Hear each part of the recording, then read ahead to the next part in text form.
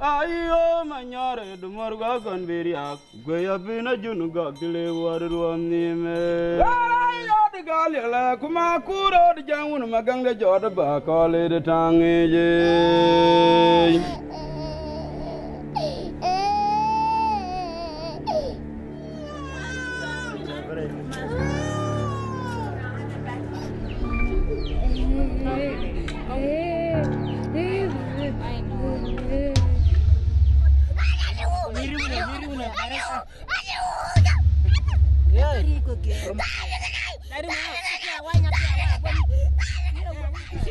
Ladies and gentlemen, this is a Guinea worm.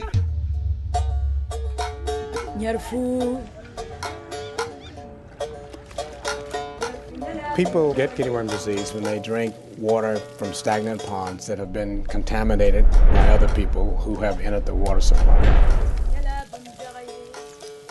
Guinea worm is a debilitating disease. It's caused by a large worm growing inside the human body that penetrates the skin with a terrible sore. These worms are about 1 meter long, 2 to 3 feet long.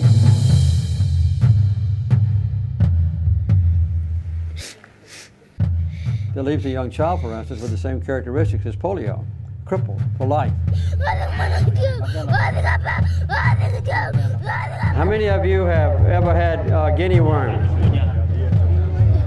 The people who suffer from guinea worm lived in the most remote, isolated, poorest communities in the world. It didn't seem to have any solution, and so it was almost an insurmountable problem. That's why we decided to try to solve it.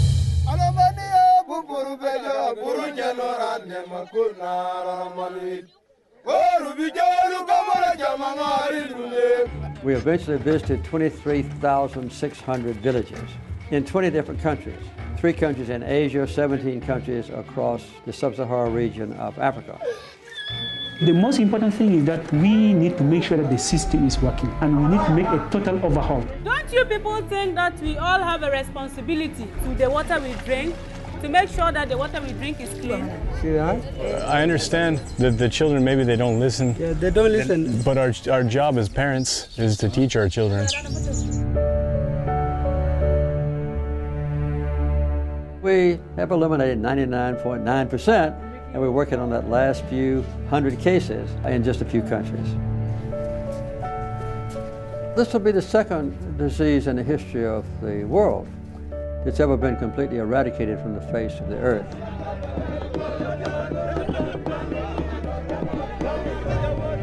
If you leave one worm, there's the potential for the entire thing to come back,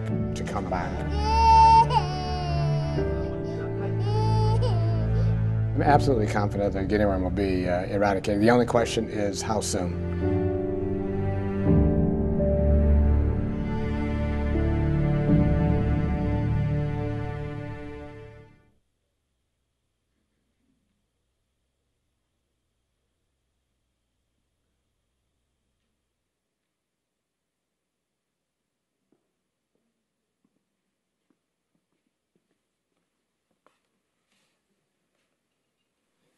Good evening. I'm John Hardman, President and CEO of the Carter Center, and welcome you to the final program in this year's Conversations at the Carter Center. Tonight's program, Behind the Scenes, Water Fiery Serpent. We have a special donor audience here with us tonight, as well as people watching via webcast. Conversations is a series of discussions held at the Carter Center each year in which we discuss and share our work in the areas of peace and health and current world issues. Our conversation series is open to the public, but space is limited tonight, so members of the public have been invited to join us via the website. This webcast will be archived on the Carter Center website, and along with the other Carter Center conversations, can be accessed for later viewing. We are also covering this event tonight on our Twitter account using the hashtag ConvosTCC. Now, I'm told that a hashtag is a reference to a keyword that people use on Twitter to have a discussion. So we learn something new every day, and they will be part of the discussion. We will have a question and answer session as part of the program tonight, and at that time we welcome you to go to one of the microphones on each side and tell us who you are and where you're from, and ask the question and join in the discussion with our panelists. The video trailer that you've just seen is an independent documentary on the campaign to eradicate guinea worm disease called Water Fiery Serpent. And tonight you will see never before seen footage and outtakes from the documentary, and we will learn about the triumphs and challenges that the Carter Center and its partners have faced over the last 25 years in our effort to wipe out the fiery serpent. We are pleased that tonight joining us we have Molly Raskin, who will moderate tonight's event. Molly is an award-winning journalist and freelance writer. She's a reporter. She's a producer who frequently covers health and medicine. And currently, she's a contributor for Lives, which is a global health edition of Scientific American. She has worked at the News Hour with Jim Lehrer, as well as for the Baltimore Sun. She received a Rosalynn Carter Mental Health Journalism Fellowship in 2007 and wrote stories on borderline personality disorder, highlighting new treatment methods. She is joined by Dr. Ernesto Ruiz-Tiben, who is the director of the Carter Center Guinea Worm Eradication Program. He joined the Carter Center in 1992 after more than 27 years of a distinguished career with the United States Center for Disease Control and Prevention, and since 1998 has served as the director of the Carter Center Guinea Worm Eradication Program. He works in conjunction with the World Health Organization and the CDC to monitor and disseminate information about the status of the global campaign, and also to provide technical assistance to national eradication programs. Later this evening, as part of the program, we'll welcome two of Water Fiery Serpent's filmmakers to the panel, Gary Strieker, the film's director, and Ronald Borden, one of the videographers. Gary and Ron will share with you a special selection of behind-the-scenes footage they prepared for the event tonight. So please join me in welcoming Molly and Ernesto to the stage. And in addition, if you have forgotten to silence your pager or cell phone while you were out for the reception, please do that now. And now, Molly and Ernesto.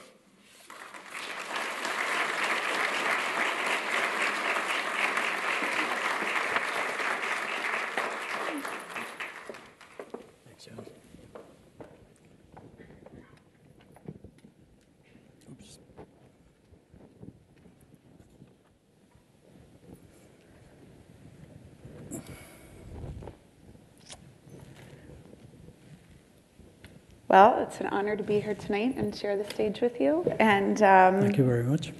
We're going to just start off with some questions. I think everybody here would be interested to know that you just returned from Sudan.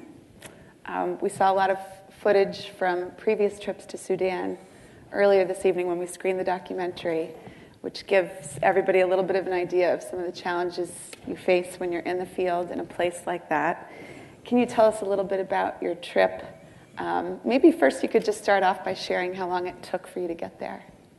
It took 4 days to get out there, but I would like to first of all update you on the latest information on the status of guinea worm disease as of the end of 2010.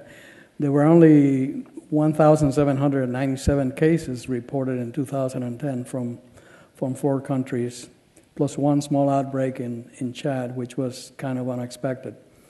But 94% of those cases were reported from Sudan, 1,698 of those 57 cases in Mali, 20 in Ethiopia, and only 8 in Ghana. And Ghana has reported 0 cases consecutively since May a year ago. So next month, at the end of May, if Ghana reports 0 cases, it will have been 1 full incubation period of this parasite, and Ghana will be then able to make the claim that they have also interrupted transmission and join the other 14 countries that have already eradicated. So it took me 4 days to get out from Atlanta to Europe, to Nairobi, to Juba, to Capoeira, and then to the eastern part of Equatoria State. The very beginning of the film, you see the landscape of eastern Equatoria. Sudan is a really, South Sudan alone is a really vast piece of land. You can fit easily, with room to spare, Ghana, Burkina Faso, Togo, and Benin, 4 formerly endemic countries in West Africa, in South Sudan, with room to spare. So it's really huge, and traveling in this place is difficult. There are no roads, there is no infrastructure, and on the one hand, on the other hand, it is very quiet and it's very peaceful, and you can see the whole of the Milky Way at night. So the purpose of the trip was just to follow up on the outcomes of the annual meeting that was hosted here at the Carter Center, where we reviewed the status of all the national eradication programs. And we, as you heard in the film, the program in South Sudan really got jump-started right after the signing of the Comprehensive Peace Agreement in 2005. And in December 2006, we sent our first resident technical advisor to Sudan to begin assisting there. And during 2006, we began to revitalize the program. So that program is 4 or 5 years old, compared to many other programs in the rest of the endemic countries that are more than 20 years old. And so we have had to literally jumpstart the program and learn as we go as best we can. And as you see from the film, Sudan is a very complex place with multiple tribes, multiple cultures, things that we have no understanding for in our side of the world. And it's difficult and very challenging. The purpose is really to make sure that we begin in South Sudan to ratchet up the level and intensity and quality of surveillance required to detect every case of guinea worm before the worms come out. And the signs and symptoms that we're looking for is local itching or generalized itching on the body, which usually precedes the coming out of the worm, a swelling on the skin, particularly where it itches a lot, and the development of a blister in that site, and eventually the skin over the blister sloughs off, and you have the very characteristic coin lesion with a guinea worm protruding through it. So the key to being able to eradicate guinea worm in a place like Sudan is going to be hinging on early detection and early detection of cases and immediate response to each case to make sure that the patient is managed in such a way that he or she cannot contaminate water and is given the proper medical care in the process. So that's what I went out there to make sure is happening, and the outcome of that part was that it was in one area of eastern Equatoria it's been done very well, but in another area that we visited there were some flaws in the system that needed to be tightened up, and this kind of supervisory visits are very helpful to the program to detect those flaws and correct them. One of the things that we're doing in South Sudan now, we started a couple of years ago, is the use of what we call case containment centers. Case containment is really preventing a person from contaminating water. So if you do all the processes necessary and meet all the standards that are outlined to contain a case, then one can declare that that person has been prevented from transmitting his or her infection to others. And this case containment centers are ad hoc, literally primary healthcare units for guinea worm patients because there's nothing out there. There's just no clinics, no medical health, no nothing, and no schools either. So we provide a modicum of care for all of the patients. They get fed 3 times a day instead of maybe once if they're in the village a day. And they have water, they can shower, and we provide latrines and sanitation and medical care, and so they can heal faster, the worms are pulled out quicker. And if the patient self-reports, then to the case containment center before the worm comes out, then he or she gets a 50 kilogram, that's about 120 pounds, of sorghum grain, which is the basic staple in South Sudan. So people come in mangy, and they come thin and dirty, and they come out of the case containment center shiny and fatter, and with a sack of food that they can rely on. And this kind of incentive is paying great levels of dividend in the last year and this year. So we have now about 15 case containment centers in different parts of Sudan where there is a concentration of cases sufficient to warrant having a case containment center. And these are literally tents that we can pick up in a day and move to another place if we need to. So that's kind of the approach that we're using.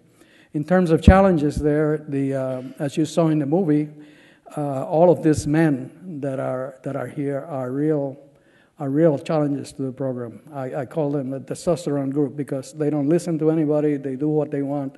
They are the people who raid cattle, who carry around AK-47s, and often these cattle raid events turn deadly and also create a lot of insecurity. While I was there, we had an episode in a place called Boma, just north of where we were, where the Gia tribal group stole cattle from the Toposa tribal group, and then had the daring of driving the cattle to Boma town, which is controlled by another tribal group called the Merle. So the Merle, who are very renowned for their ferociousness, decided to confiscate the cattle from the Gia. So they did, and the Gia then retaliated and attacked the town with guns and spears and everything else, and killed a number of people. Then the Merle retaliated against the Gia and burned 3 villages, Gia villages. All 3 of them were endemic with guinea worm disease, and so the people in those communities dispersed to the 4 winds. We don't know where they went. Eventually they will repatriate to some central safe place, but we don't know where they are right now. And so we have a case containment center in this town, in Boma, with 18 Gia patients and 2 Carter Center Sudanese staff. And we had to evacuate the Sudanese staff and then leave the patients in charge of the Minister of Health and one other non-governmental group that's in that town working there. Just to give you an example of the kind of things that all of a sudden just develop and create operational or create havoc with our guinea worm operations in the context of Sudan. In 2008, we had at least 20 or more episodes of those kinds of transient insecurity periods in different places in South Sudan. So we're confronted with this all the time, and we give and take. We move out of the area, make sure all our staff are safe, and then move back in as soon as we can, and monitor where the people are fleeing too from one place to another. So that's a long spiel, but to answer your question. Sure, you saved me some questions. Sure. To check a couple off right now. But actually, I think that raises a good point, which is that one of the challenges beyond logistical and beyond security is we saw in the film, taking notes. Every last case has to be documented. Everybody who has symptoms, as Dr. Hopkins said, one case means guinea worm can come back. How do you, in a place like Sudan that's so vast in some of these other countries and so remote, and people are scattering and there's conflict, and we see your volunteers walking from one village to another, how do you keep track?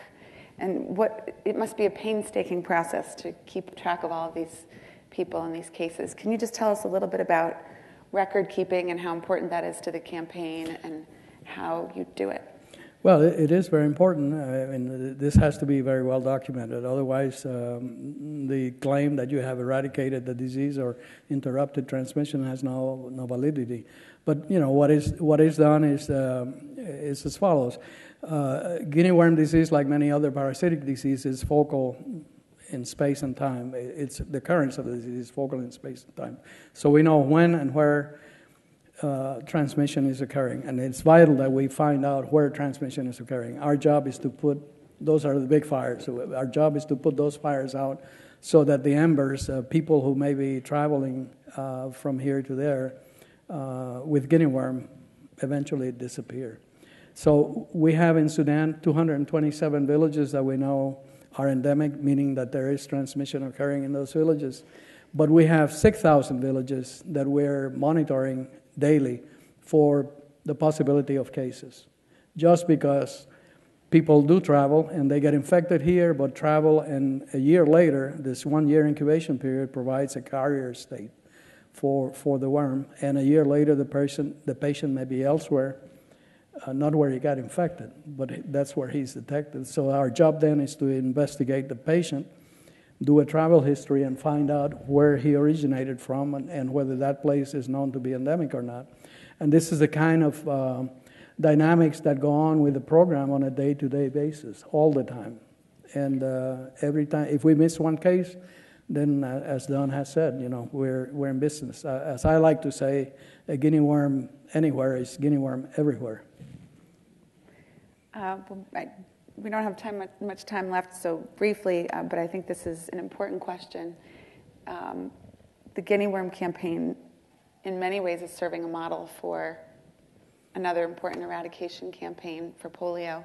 What can we learn from, guinea worm is a neglected disease in this country. Most people will never see it or know of it. What can we learn from this campaign, and how can we use it as an inspiration for the eradication of another disease? Well, I would say that, in my opinion, the polio eradication campaign and the guinea worm eradication campaign, although they share many of the same principles of eradication, are very different. Polio eradication is based on national immunization days and other mass immunization campaigns in more limited areas as needed, whereas this campaign is village-based. It's one case at a time in one village at a time, being handled by someone from the program at a time. And our job is 24/7, whereas with the polio campaign, you do these national immunization days during a period of 2 or 3 weeks, and you get it over and done with, and you come back next year. So that's why you saw in the movie the remarks from David Stubble, our current resident technical advisor in Sudan, saying if you want to, this is not polio work, this is guinea worm work, and we have to hunt the cases down. Can you tell us just a little bit about what you enjoy the most about your work? We saw some painful cases. It's painful to see children who are suffering, anybody who's suffering from this. It's hard work. What do you enjoy the most about it? Well, I do what I do because I have a lot of respect, and I enjoy and working with the people I work with here at the Carter Center. And one can phrase this in terms of passions. You have many passions, so that's one passion. The The other passion is the faces of the people that we deal with in the field, particularly mothers and children. You know, in one case containment center in South Sudan that I visited, there were 35 women and children, and these are the very people who are at this time of the year should be in their farm areas weeding or planting the sorghum for next year, and they were all in the case containment center and chomping at the bit because they didn't want to be there. They wanted to be there. They wanted to be in the fields planting their food for next year. And nowhere you could see one single man out in the field. The women do all the work. The men sit under the tree and play dominoes or do nothing else. And that's the culture. That's the culture there. And so that's another passion. And another passion I would say is the responsibility that we feel to account to you sitting out here in the audience for the work we do and the good use of the donor funding and support that we receive. And it's our job to do that. It sounds like you and your colleagues in this eradication campaign are a very close-knit group, and we saw that also in the movie as well, and a lot of you have been working on this for a long, long time. What keeps you going? Why are you so passionate about this disease? And I guess also, can you just tell me a little bit about some of the people you're working with on a daily basis? Well, as you heard in the introduction, I worked at CDC for many, many years. I came to Atlanta in 1980 as part of the reorganization that CDC was mandated to do. And it was around that time that I met Don Hopkins here, who had already, together with Dr. William Fege of the CDC as well, had suggested that guinea worm should be the next disease to be eradicated. If you may recall, 1980 was the year when smallpox was, the world was declared free of smallpox, and so the next disease to be engaged as an eradication effort was as Don and Bill Fege suggested, was guinea worm disease, and the UN system had declared the period 1880-1990 the first drinking water and sanitation decade, and this disease is only transmitted via drinking water. So by rights, if that initiative was to be successful, the guinea worm would be gone from the world. But it didn't happen, and that's why the Carter Center got involved in 1986, because we saw that would not happen, and we were very keen on making sure that guinea worm eradication was undertaken. So President Carter lent his voice, and the officers of the Carter Center to make that happen, and we've been going at it since then. So our group in health, Don is our leader, and is a person for whom we have a lot of admiration and respect, and the same for the other people who are part of the Carter Center health team. What do you think the legacy will be of the guinea worm campaign? Well, the legacy is, and this will accrue forever, is that people, the most destitute people in the world, the poorest of the poor, will not have to suffer from guinea worm ever again, and we will not have to spend one more nickel on the eradication of guinea worm disease. We'll go on to tackle other diseases, and the world will be a lot better for having us done this job. Thank you very much. You're welcome. Appreciate it. And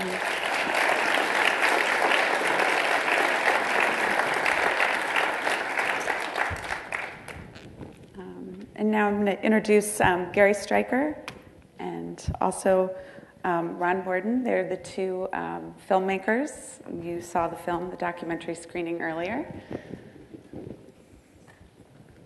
Bueno. Thank you. Stay right. Gary.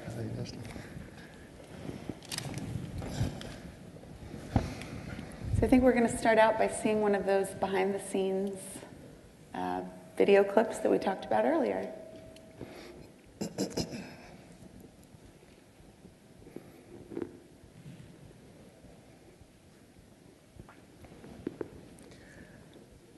Should be some sound on this.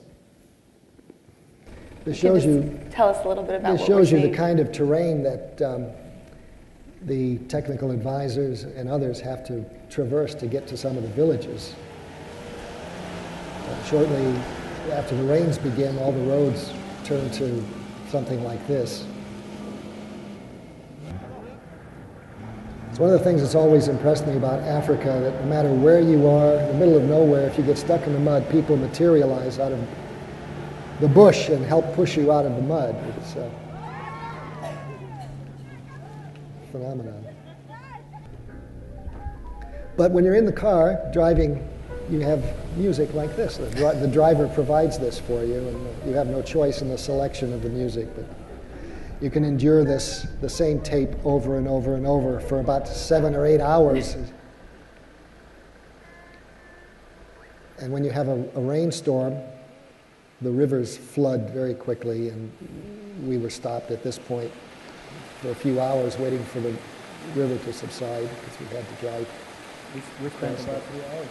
Yeah. We waited for somebody else to come by and try it before we decided to do it. And a truck finally came. And we held our breath as he went across the river, and then we decided, okay, well, we should try it. We had no idea how deep it was out there.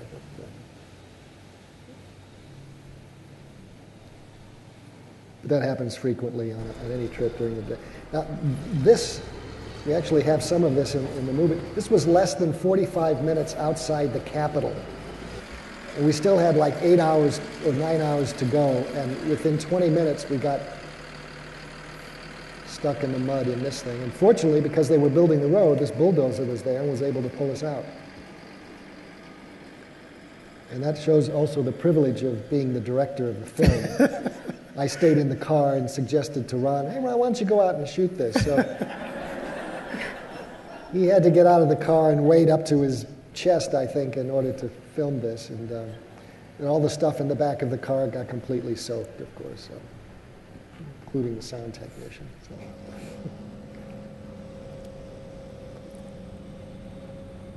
Ron has an interesting story about our first plane trip.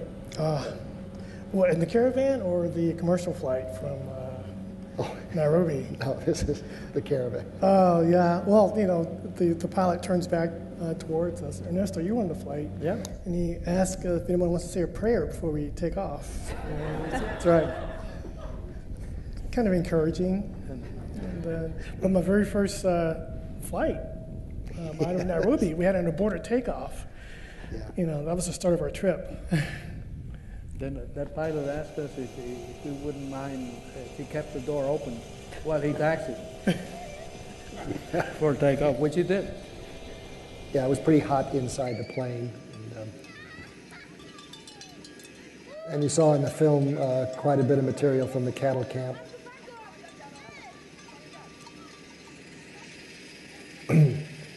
Which was nearby, but cattle on the road, on the airstrip had to be cleared out. You don't want to run into a herd of cattle on the landing strip. It's always a problem. We took off from, I forget the name of the village, but it was the strip was very, very muddy, and the pilot literally had to walk the length of the strip to make sure that the wheels wouldn't bog down and we could take off. So.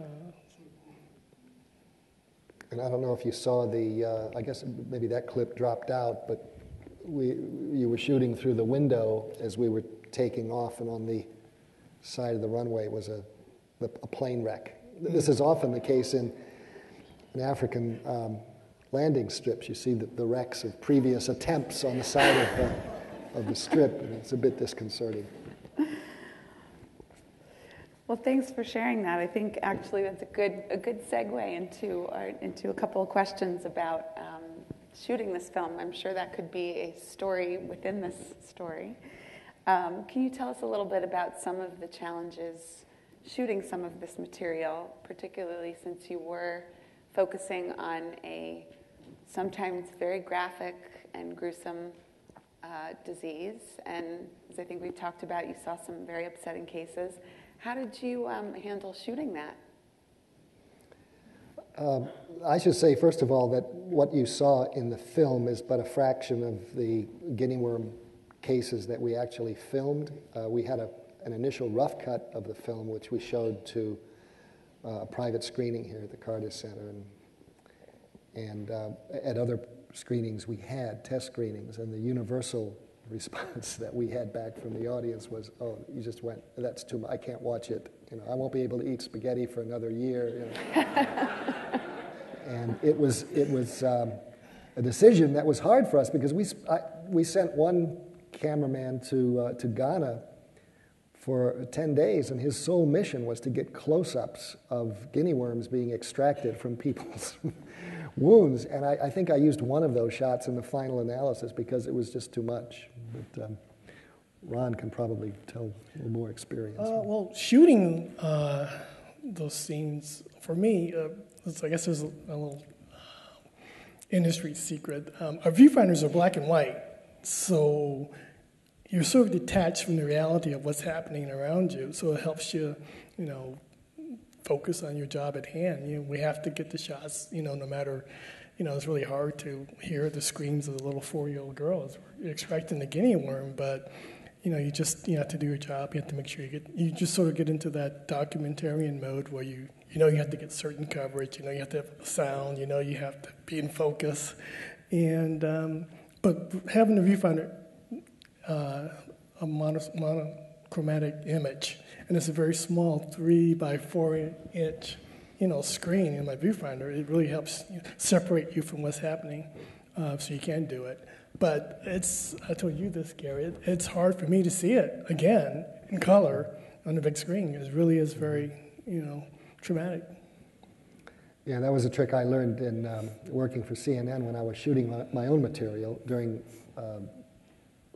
the wars that we covered, when people were, or the famines as well, when people were dying in front of the camera, or people were suffering or being shot.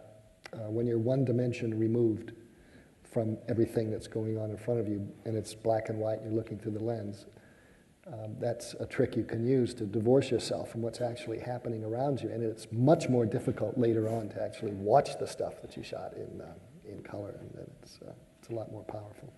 What about safety concerns? Did you have any when you were shooting in Sudan? I mean, you've got a big, giant camera with you, and did you face any challenges with that? People saying they didn't want to be filmed or anything like that?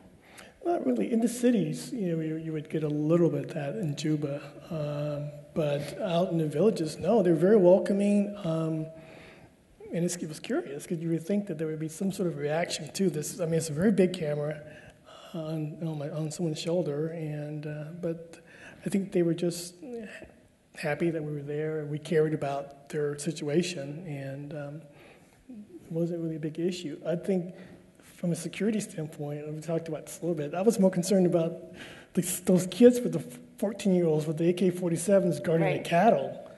Well, tell everybody a little bit about that. Well, because of the cattle raids, cattle is, basically a form of currency for them, and it's a very serious problem. And you've got literally kids who are armed, and their mission is to protect their herds. So it's a little disconcerting.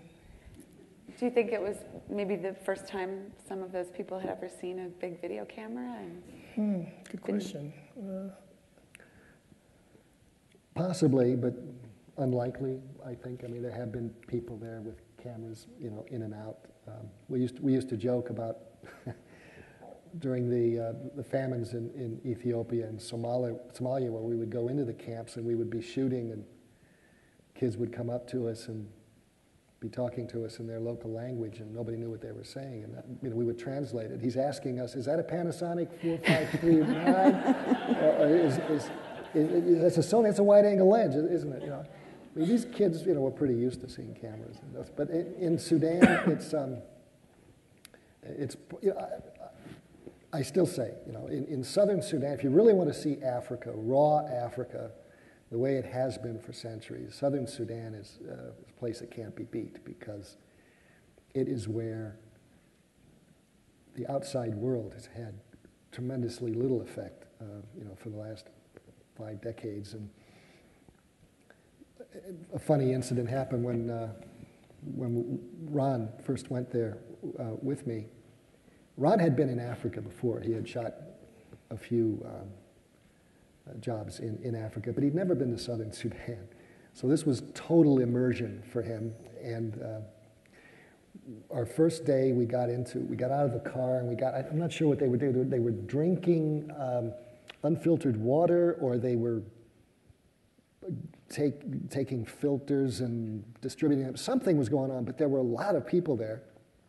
And I just told Ron, I said, let's shoot this, build a sequence on this thing.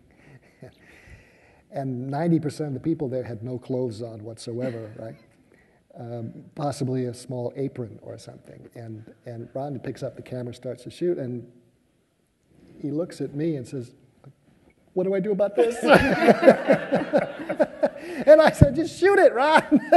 You're not going to there's no way you're going to be able to get around this." Right? So that was the Toposa tribe. That was the Toposa, yeah. And time has not touched them. I mean, it was very like stepping back in time. Yeah. It was amazing.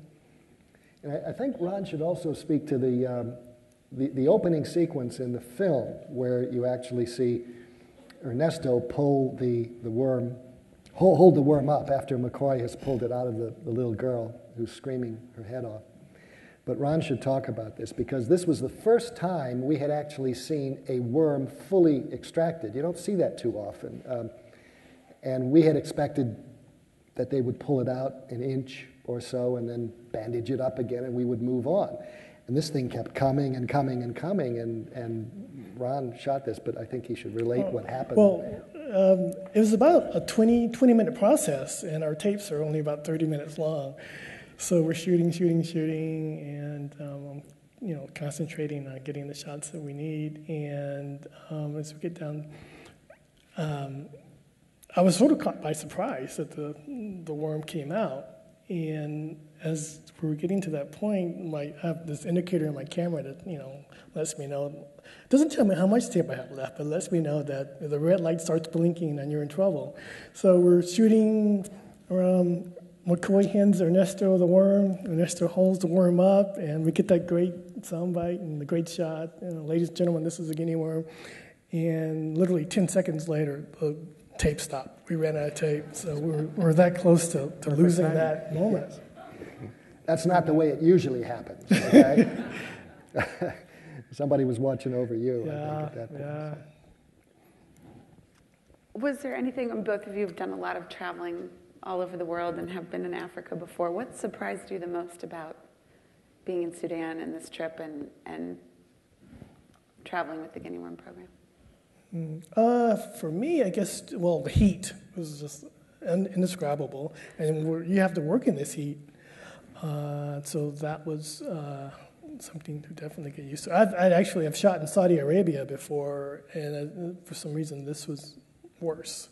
You grew up in Georgia. Yeah, but South Carolina, right? But we have trees and shade. And just surprised the vastness of the country, just really amazed at the Carter Center and just tackling such a logistical, it's indescribable until you see what they really have to deal with. For us, travel in the cars in the back with all our gear. We're traveling 6 hours to get to a village. And it's rough. The roads are very, very rough. And this is in the dry season. The Carter Center has to supply their people throughout the year, rain or not. And it's just amazing that they're able to do it, and very efficiently. It's an incredible operation. I think we're going to see this next clip here, which will be kind of fun to talk about, which is the cattle camp. Yeah, this is the essence of southern Sudan, the cattle camps. Yeah. We just happened to cross this event that was going on. There was actually a wedding happening in one of these camps.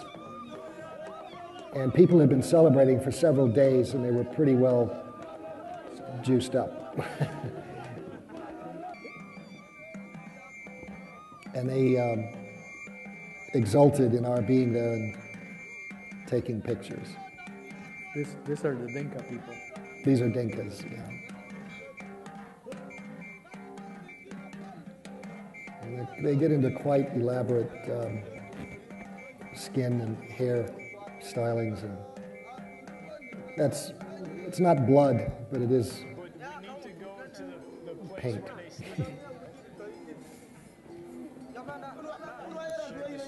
But there are literally hundreds of people, thousands of cows, a lot going on in a place like this. And as I said, it makes it very difficult for the guinea worm campaign because people are coming and going and moving all over the place. And this dance was somehow, it was just extemporaneous. And that preceded the wrestling match that you saw. When you're shooting television like this, when something like this happens, yes, there is a God. I mean, you have to really appreciate it to be in the right place at the right time for something like this to happen, because usually you arrive and, oh, you should have been here yesterday. We had a cattle camp, we had wrestling, we hit it right several times in these camps, so we were fortunate. The cattle camps is sort of a 4D experience. So you've got sights, sounds, smells, and then just a space. Now this shot tells you exactly what Ron was thinking. Am I seeing what I think I'm seeing? And of course, there's a common thing. Dyeing the hair with cow urine is important because they drink cow blood as well, and cattle are very important to their culture. What did he do? He left it in the cattle, so he can't even hold on to it for 10 minutes. Now, Stefan was inquiring what happened to this guy's water filter, his pipe filter, because he didn't have it. And he said, he put it in his hut. He said, how come he doesn't have it? So the guy turns around and grabs one from one of the kids. And Stefan says, well, that's great. He doesn't have his, so he takes it from the kid. Can you ask him to give it back to the kid? And go? What did he do with the one that we gave? Funny little moments like this happen all the time when the TAs are out there doing their job. Okay, tell him to give the pipe filter back to the child.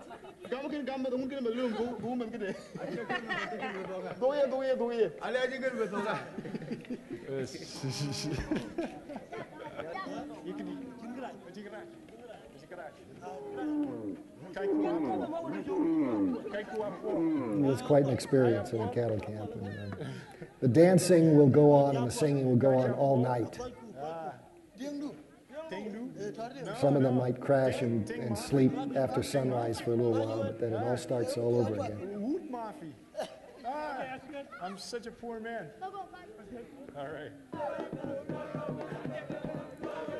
But visually, it's an exhilarating experience to film in a place like that. I feel like I really shouldn't take credit. I mean, because and everywhere you turn is an incredible shot.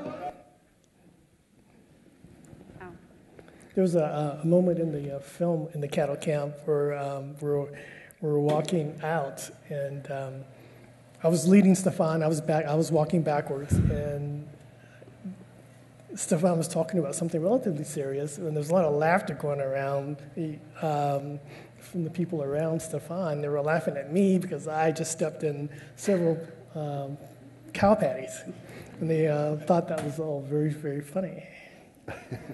I think they were also admiring your shoes. You had some rather elaborate track shoes, and they thought it was very funny that you were stepping into that stuff with those shoes.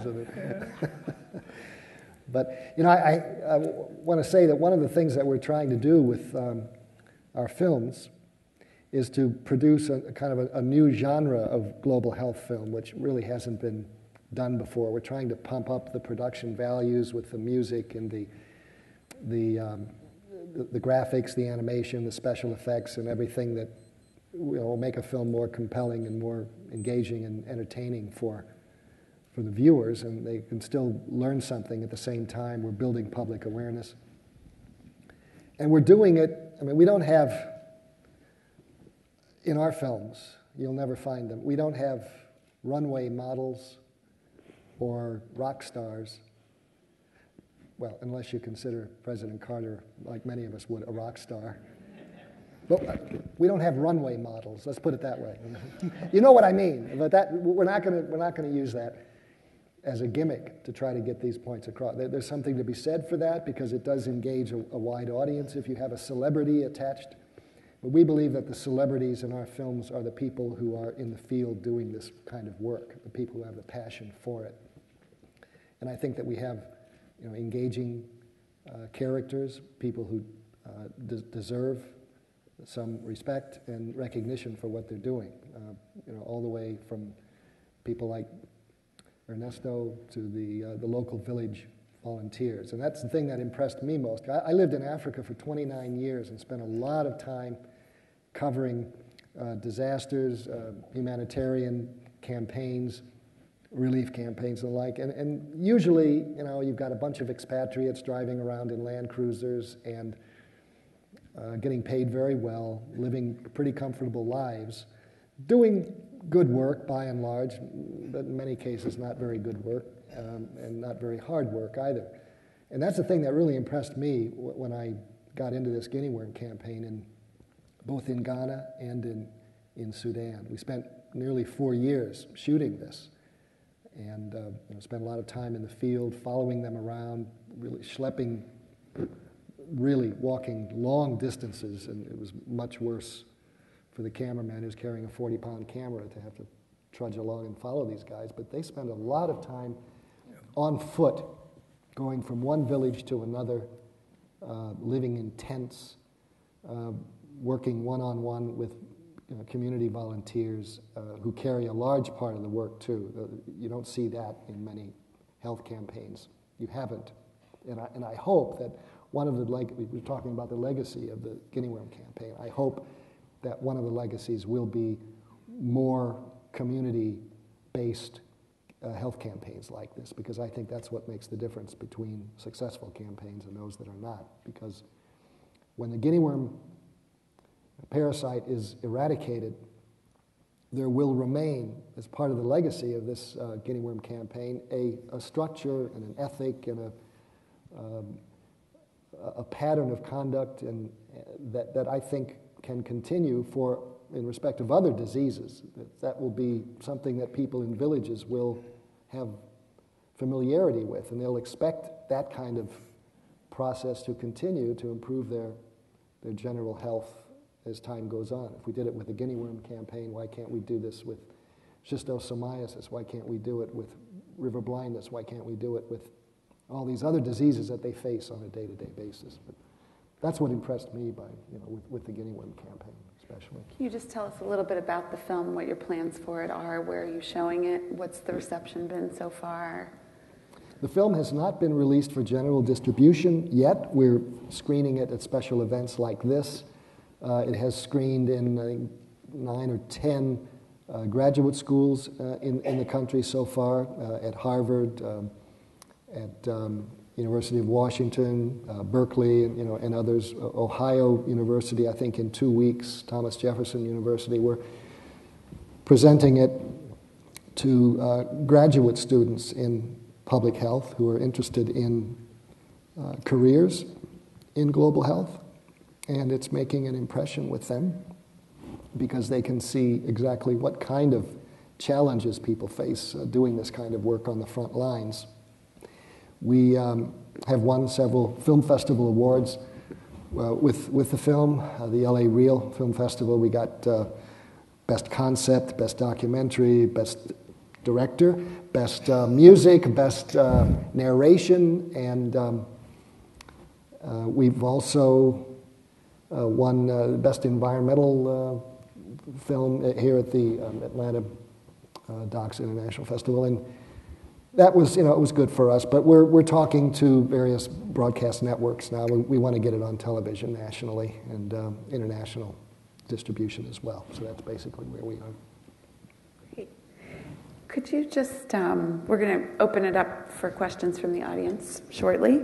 But I think just since you've been covering it for so long, and of course, Dr. Ruiz-Tiben, you've been working in this campaign for 2 decades. Could you just tell us a little bit about one moment in particular, maybe from shooting or from your work, that sticks out in particular in your mind that makes you passionate about getting out the message about guinea worm, making this film, and working in this campaign? And I guess maybe all of you could answer that. Well, for me, there are many moments that I could talk about. I'm always very impressed about the generosity of the very people that you see in the film. On many occasions, we have been visiting at the villages, talking to the residents about guinea worm disease and how they can prevent it, et cetera, et cetera. And at the end of our visit, they present us with untold amounts of yams or chickens, perhaps their most valued possessions, because they don't have very much. And that's always very touching.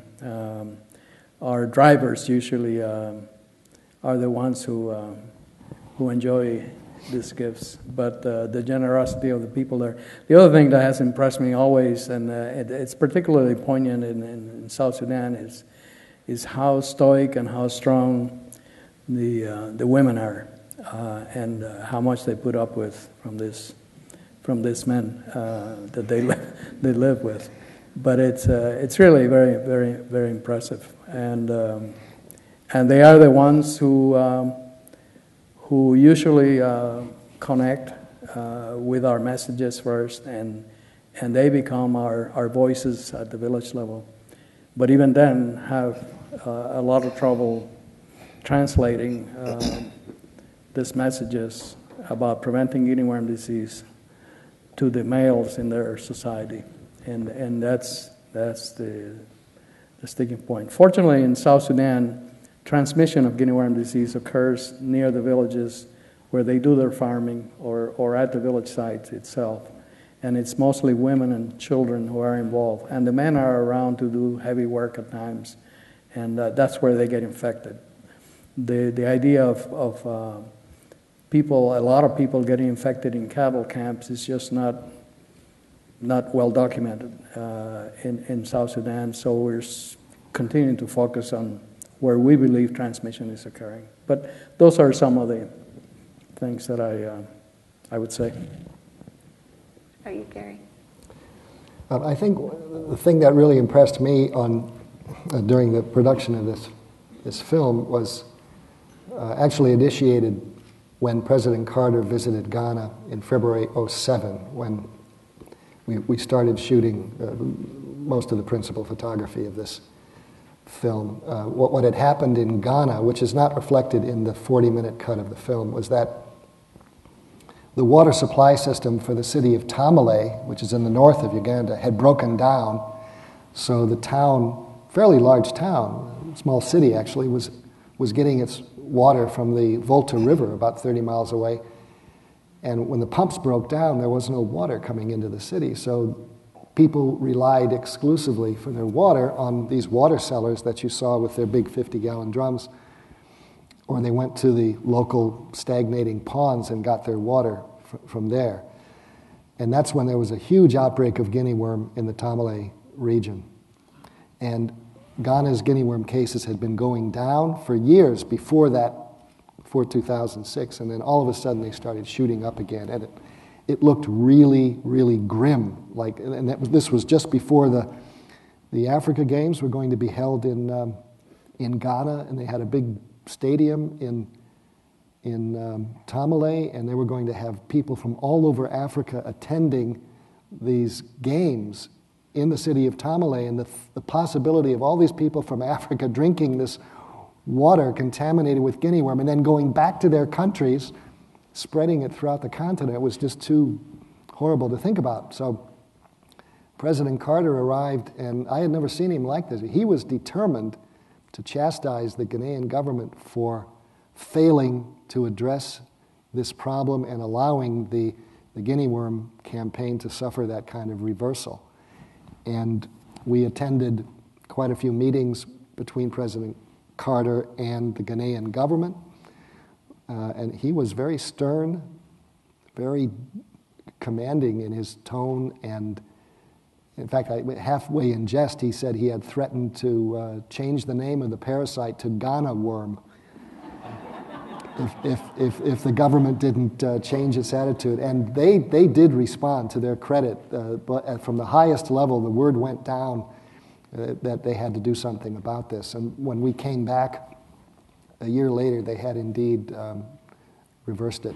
And from then on, it's been descending, declining cases all the way. But there was a good example of the kind of power that the Carter Center can bring to a campaign, especially with President Carter intervening personally. But his word, his personality carries a lot of weight. And that was really impressive. And I thought, boy, if we could only bring that kind of pressure to bear in other countries on other issues, Africa would fare a lot better economically, politically, socially, in many ways, if they could respond to that kind of pressure from time to time.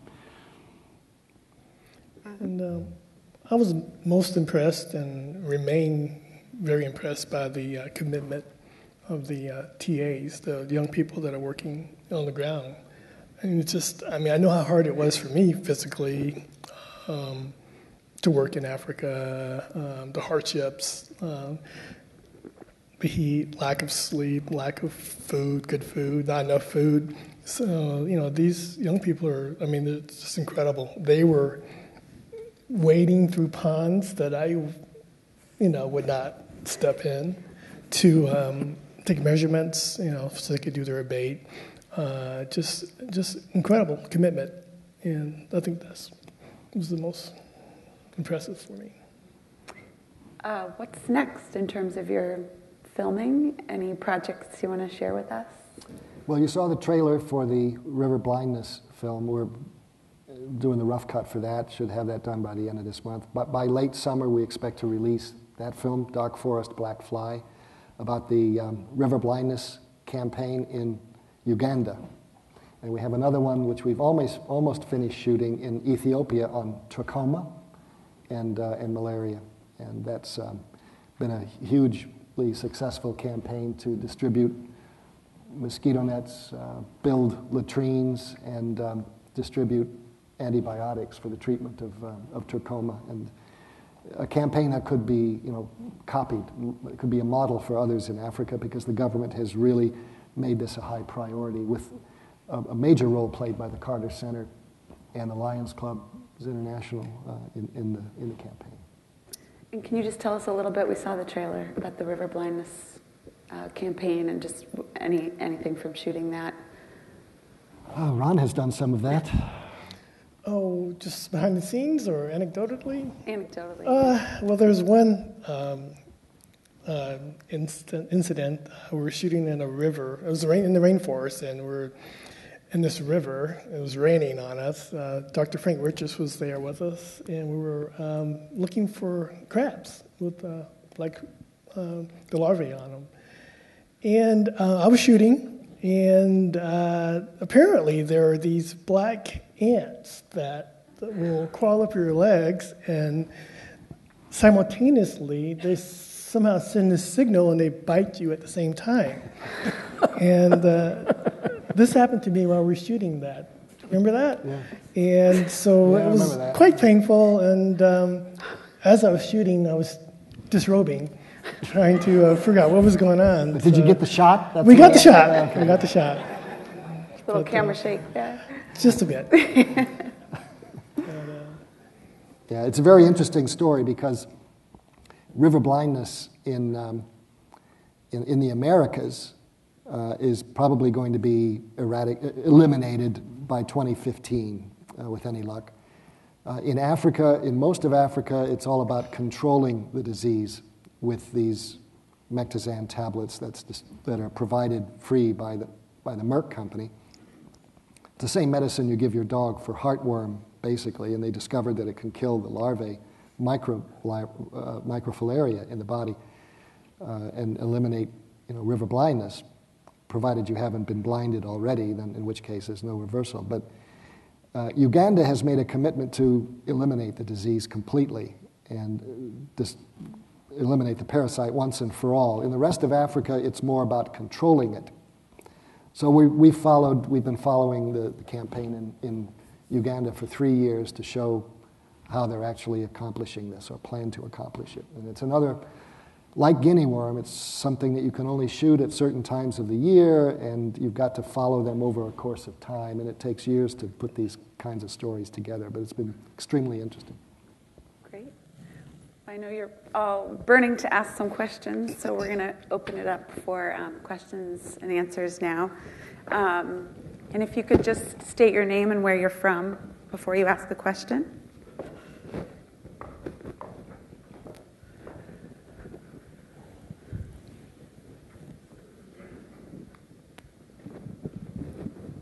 Hi, I'm Elizabeth Hampton from St. Louis, Missouri. And as I've been watching the film and thinking about our bottled water here, I was wondering, what did you drink? And did you worry about parasites? And did you treat any water or drinking, whatever you drank when you were traveling? We buy bottled water. And that's something we carry on the vehicles, and that's what we drink. And we also have our pipe filters and cloth filters, so if we need to drink some water from stagnant sources, at least we're not going to get guinea worm. We may get diarrhea, but not guinea worm. But as irrational as it might seem, after my last trip, I'd always count 12 months and make sure there's nothing emerging from my leg. Even though I knew we were safe because we drank bottled water, but it was still that fear. I'm Polly Stambridge from California. Dr. Ruiz-Tiben, I've seen you for many years, and for some reason you haven't aged. I can't imagine why. Here's my question. When you extract a worm from the patient, does that mean that they no longer have any larvae or other worms in them? They are okay? If that's the only worm the patient has, yes, that's okay. The worms live 1 year, and then they come out or they're pulled out, and that's the end of that worm. And if you are, but the patients can have multiple infections acquired the year before, so you can have a person having worms coming out sequentially over a period of weeks or months, and so each worm has to be handled, manually extracted. And if you weren't there and they went into the water and the larvae got extracted, would the worm just stay in the body? And the worm has no means of emerging by itself outside the body. It has to be pulled out, rolled up in a little stick. And the natives would do that themselves? Well, that's a traditional way. Everywhere where guinea worm occurs, people know how to handle it. Good question. Egyptian mummies have been found with guinea worms inside them, by the way. The symbol of medicine has the snake wrapped around it, the caduceus. It's a snake. It's supposed to be a snake, but it's really a guinea worm. That's the traditional method of rolling up the guinea worms from ancient times. In your experience, how many guinea worms have been found in one individual?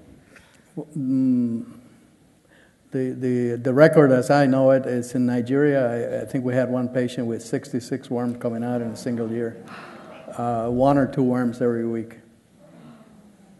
And you talked about this in the film, but you can be symptom-free and still have the worm in you until a certain point. For one whole year, you are without symptoms but infected. Bill Chapman, Baltimore, Maryland.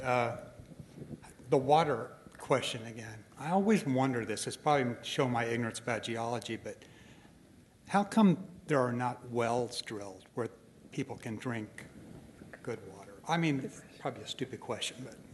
No question is stupid if it needs an answer. We could talk about water all night long.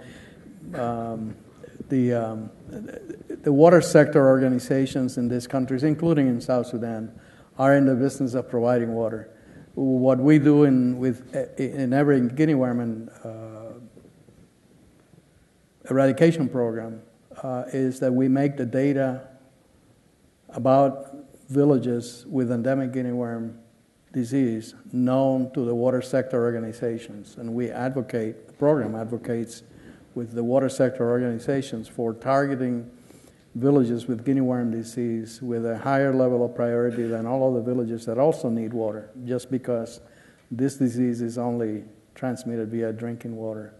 So the water sector organizations every year promise a number of boreholes that they're going to drill here and there, and they invariably what happens is only some of those wind up in Guinea worm endemic villages. In some cases, politicians divert some of these boreholes to their own villages or for other reasons, and things like that. So the water sector has never been able to catch up with the needs of the Guinea worm eradication program. I can tell you that in all of the countries where transmission of Guinea worm has been interrupted, not a single one of them have the last endemic villages in those countries been covered completely with safe water.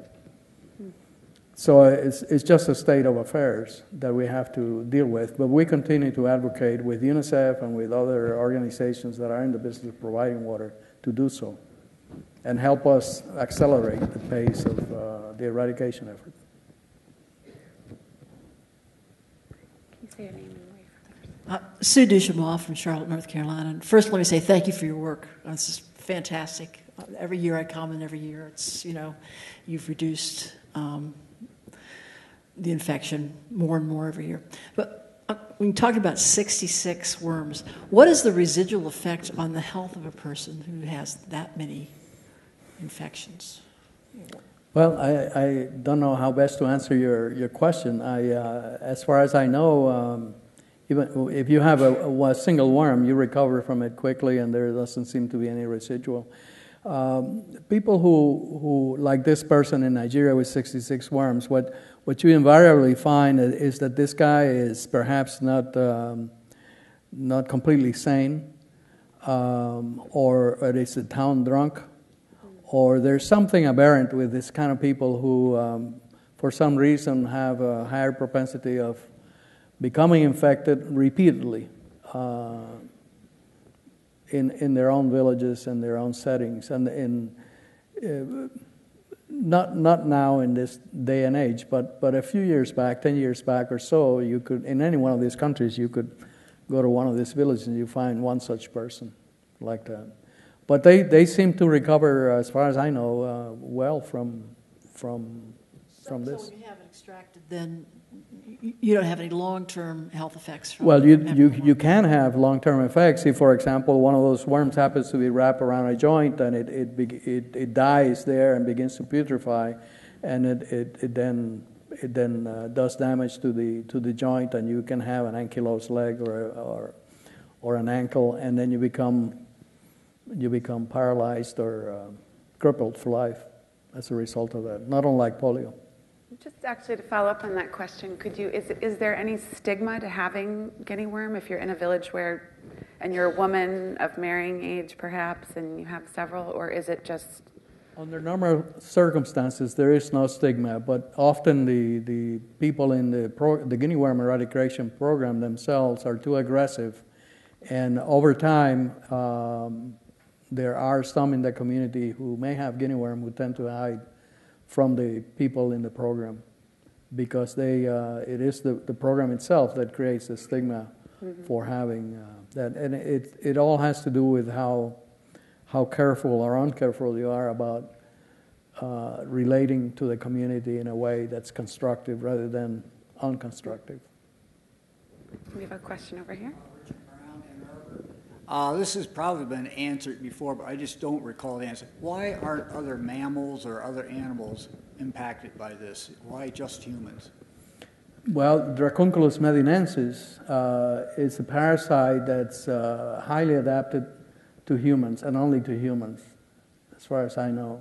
Experimentally, you can get some monkeys infected and perhaps even some strains of dogs infected with this parasite, but this is in the laboratory circumstance. In nature, it's only humans. But I can tell you, as I was telling someone earlier tonight, in this country and in Canada, there is a strain of Dracunculus, a species of Dracunculus called Dracunculus insignis rather than medinensis, which is a parasite of the raccoons, the otters, the martens, and other fur-bearing animals associated with water. And the presentation in those animals is exactly the same. However, the life cycle is slightly different. There is what we call a transport host or a paratenic host that has to be involved. So instead of the raccoons becoming infected by drinking water, they get infected by eating fish or tadpoles or other animals who themselves have eaten the copepods with the larvae, and the larvae have survived in their tissue. So it's not through drinking water, it's by predating on some other organism. Thank you. You're welcome. Carolyn Owentoll, San Diego, California. I wonder if you can tell us what has been the cost of this program so far, and where the main sources of the funds have come from, and what do you project for the rest of the process that you hope will be completed? We have spent about $250 million in this campaign so far. We think we're going to need about $61 million additional dollars to finish the job by 2015. Our goal is to stop transmission in 2012 and begin to report 0 cases from all the remaining countries, about 2013, and have the world declare free of guinea worm disease by 2015. That's what we're aiming for. Whether that happens or not, I cannot guarantee you, but we're going to do our darnest to get there. And the sources of the money? Well, here and other foundations, bilateral donors, the Bill and Melinda Gates Foundation has been a major donor of the Carter Center for guinea worm eradication, among others. Thank you. You're welcome. We'll take another on this side, and then maybe we'll get someone over here. Go ahead. John Fulton, Fort Worth, Texas. In the movie, there was a gentleman that was questioning his faith because he got guinea worm. And I just wondered, it looks to me from the numbers that the Carter Center's, the decreasing numbers of cases, that it is going to be eradicated. And I just wondered if any of you three had plans on going back to see that gentleman and letting him know that no, and kind of being the answer to his prayer. That's pretty cool. I just wondered if any of you three were going to do that. Well, I don't know exactly which village this was. This film take was at, but we'll keep that in mind. Well, it would make a great film. Yeah. Go ahead. My name's Taylor Layton. I'm from Evanston, Illinois. My question is about differing cultures. You mentioned that there were up to 6,000 villages monitored at a time, and I think in the movie, or one of you said that there were like 3 different tribes in a very nearby area. What methods, or what do you, especially for like the tech assistants or whatever their names are, what do you tell them to expect when they walk into a random village, and how do you think it's best maneuvering between their different customs and their differing cultural beliefs? You mean what do we tell our technical advisors? Or anything in your experience, but I guess both sides of it would be interesting to me, but whatever you feel like you can elaborate on more fully. Well, the endemic areas are known, and we know ahead of time which tribal groups occupy those areas, or whether there are multiple groups there. So the program staff takes the time to brief our technical advisors on on the situation in these areas, and when they go there, there's already a local team working with these groups and making things happen.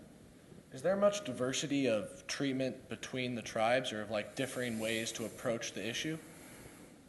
Well, traditional methods for treating guinea worm disease at the local level are there is a whole range of techniques that they use traditionally. Ours is simply managing the patient, keeping the wounds clean and free of secondary bacterial infections. It is the secondary bacterial infections that exacerbate the inflammation and the pain that's associated with these worms. And once that wound gets infected, and probably all along the tract where the worm is gets infected, then you have a problem.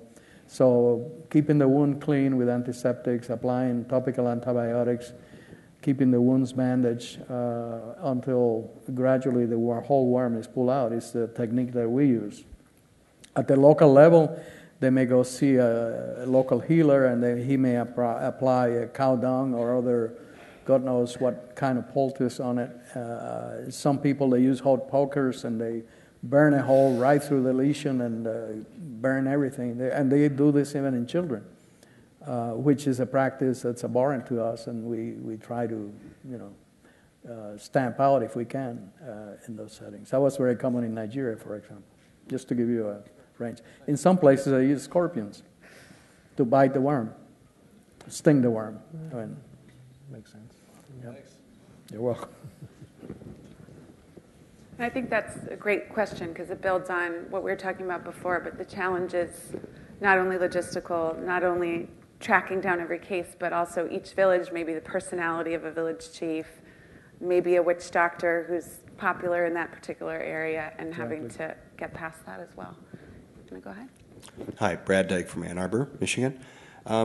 Obviously, it takes a certain degree of art to recruit donors to help eradicate some of these neglected diseases, but it's got to be 10 times easier to recruit donors than to recruit field workers. How do you recruit your field workers?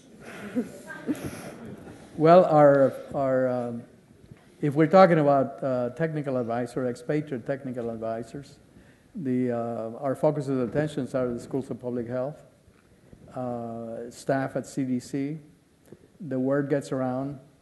These TAs have recruited themselves the next generation of TAs, which are now in Sudan. We have about 25 of them in Sudan, and they know each other, so it's a network of interactions, and the work of the Carter Center itself gets advertised and disseminated to the four winds, so a lot of people know, and a lot of people have interest, and they contact us about it, and we review their CVs and decide on which ones we think may qualify and to do the kind of work. Not everybody's cut out to work in the context of Sudan or can last out there for a long period of time.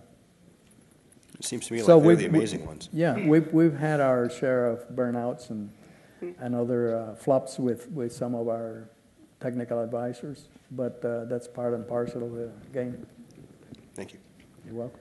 I think we have time for about one more question. Yeah, most of those TAs are certainly ex-Peace Corps volunteers or people who've been in Africa and have African experience and can hack it out in those settings.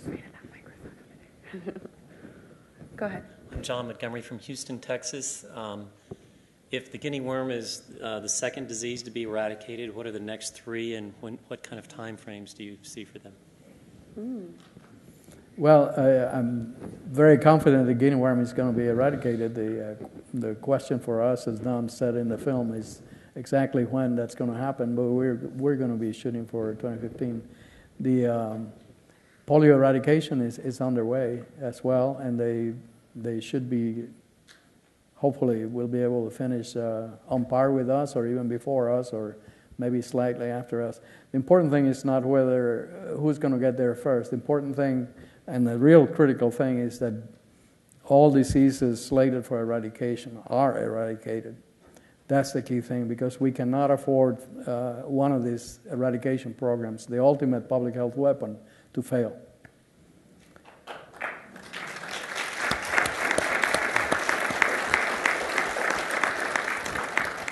But next in line may be measles. Measles is being eliminated or pre-eliminated, as they call, and we have onchocerciasis in the process of, or river blindness is in the process of being eliminated from the Americas.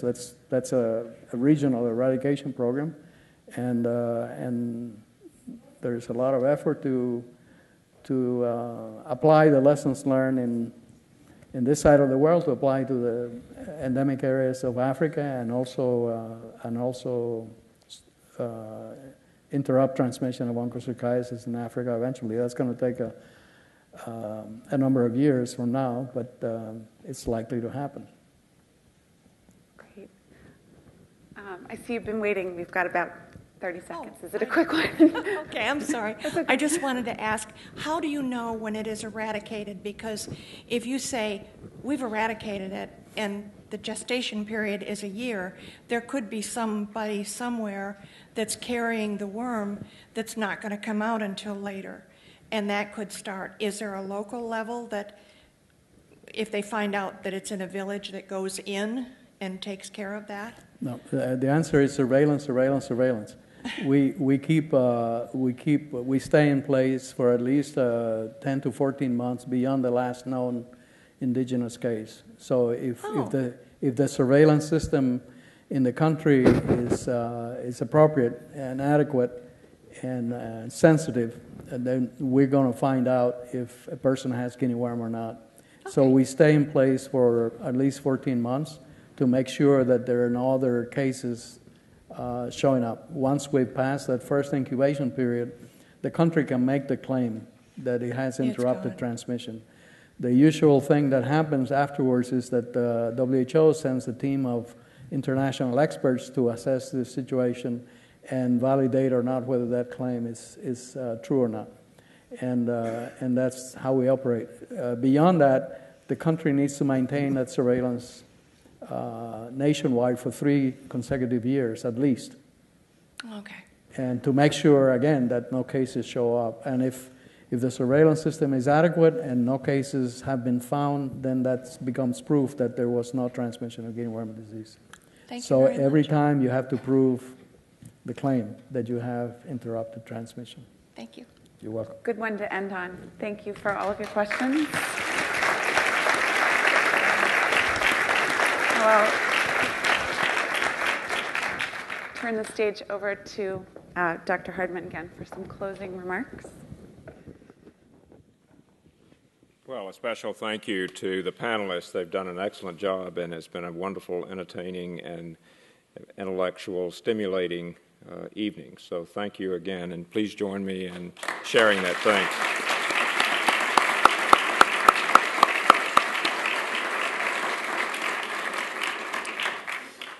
Well, this concludes our webcast for the evening, and if you're watching us online, I hope that you will share this information with your friends and tell them that you can go to cartercenter.org and watch this program again at the Carter Center website, as well as all of the conversation programs for this season.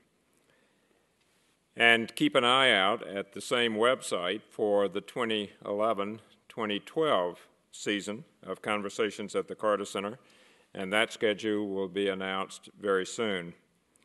And if you enjoy getting information about the Carter Center and our programs, be sure to stay tuned at the website, but also join our Facebook fan group, as well as following us on Twitter.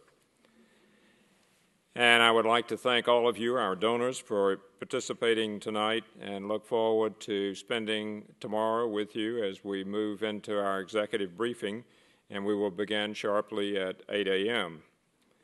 If you've brought luggage with you, make sure you pick that up at the luggage storage room before proceeding to the shuttle. And as you exit tonight, you will receive a 20-minute copy of the tape, which is the short version of the film, Water Fiery Serpent. And I hope that you will enjoy watching that and remember what you've seen tonight and share that with friends in your community. So enjoy the rest of the evening. get to spend time with your friends and new friends that you've met today.